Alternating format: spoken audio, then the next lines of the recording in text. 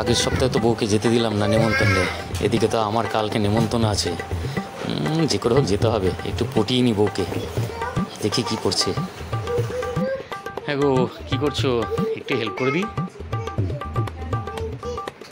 করি না, ইচ্ছা হচ্ছে,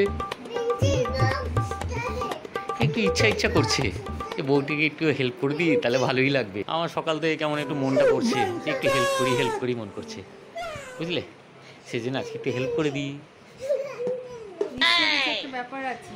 আরে বা, সেরকম কোনো ব্যাপার নেই। আচ্ছা, করতে চাই না, হঠাৎ করে কি হলো? হেল্প করতে চাইছো, কি ব্যাপার?